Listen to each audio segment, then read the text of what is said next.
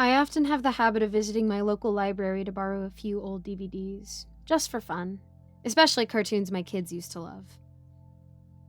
That day, I happened to stumble across a rather strange DVD case hidden between the regular SpongeBob episodes. The cover didn't feature SpongeBob or any character at all, just a silver faded sticker with words scribbled in marker. SpongeBob, special episode. It looked nothing like any official Nickelodeon release I had ever seen. For some reason, I decided to borrow it. At first, I thought maybe it was just some cheap bootleg copy with the usual episodes inside. When I put it into the player, the main menu popped up with a few familiar episodes. But in the extras section, there was a hidden option, faint and without a thumbnail, labeled with a title I had never seen before. The New Krabby Patty.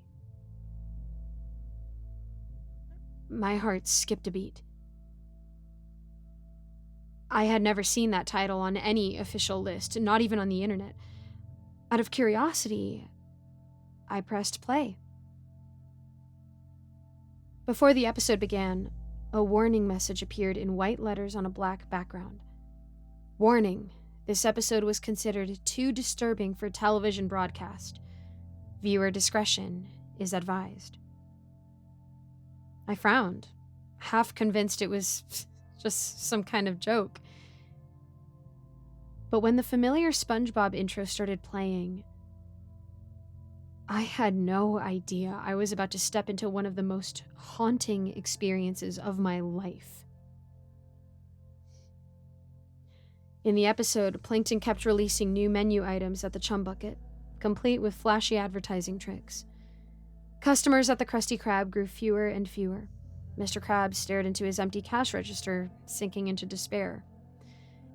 He drowned himself in cheap liquor, muttering to the shadows, "If I lose me customers, I lose everything." In his desperation, Mr. Krabs locked himself in the kitchen night after night, experimenting with a brand new recipe. By morning, the new Krabby Patty was born. When it launched, customers swarmed the restaurant. Everyone became addicted to its rich, strange flavor unlike anything they had tasted before. News of the next generation Krabby Patty spread across Bikini Bottom. Profits skyrocketed tenfold. SpongeBob was overjoyed to see the restaurant alive again. But soon, he noticed something odd.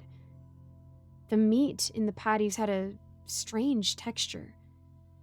Something disturbingly different. Meanwhile, the town was shaken by dark rumors. Fish, sea creatures, even local residents were vanishing mysteriously. Then came the most chilling blow. Patrick, SpongeBob's best friend, disappeared after telling him, "I want to eat the new Krabby Patty every single day." Suspicion gnawed at SpongeBob. He tried to check the storage room, but Mr. Krabs forbade him outright. "No one's allowed down here, not even ye, boyo." That night while cleaning, SpongeBob heard rattling noises from the cold storage. His heart pounded as he slowly pushed open the steel door. A thick stench hit him immediately, sickly sweet, like blood. Inside, under the dim light, were piles of fresh meat bags dripping red. One of the labels was smeared and faint, but clear enough to read. P. Star. SpongeBob staggered back, eyes wide with horror, and then a shadow loomed. Mr. Krabs stood right behind him. His eyes glowed bloodshot, and his mouth twisted into a grotesque smile. He placed a cold, heavy claw on SpongeBob's shoulder and whispered, "There's the new ingredient." The screen cut to black.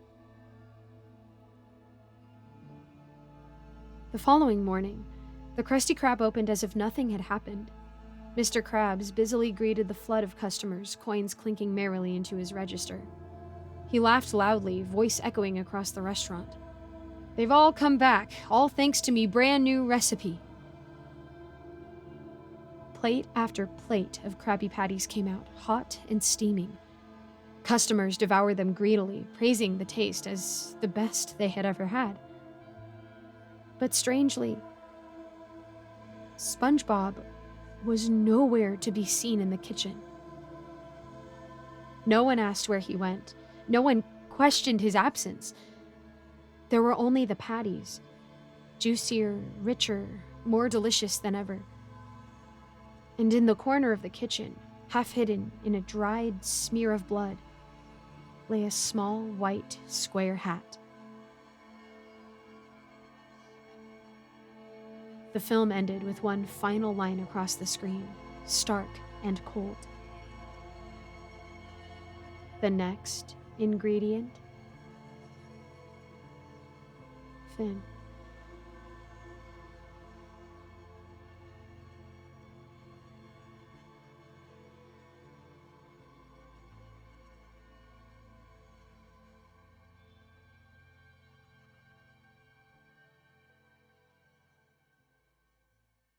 Thank you so much for listening to my narration of this wonderful story. Don't forget to support the author, which I have linked in the description, as well as the original story. And I just want to give a quick shout out to my patrons: Scott, Old Penguin, Ellie Hutmeyer, Mr. Sankofa, Austin My Love, Rinku Star, William Hartley, Cupcake Hips, Alonzo, Icy Narrates, Jesse Hartley, Eric Cifuentes, Lawrence Wallen, and Melissa Perez. I also try to link a different charity or a different cause every month and maybe a little more. So don't forget to check out the description to support the author of the story you just listened to and to maybe help somebody else out, even if it's just $1. As always, if you guys have a prayer request, please let me know in the comments. Shoot me a message on Discord. I would love to know how I can be praying for you. Thank you guys so much. God bless, and I'll see you in the next video.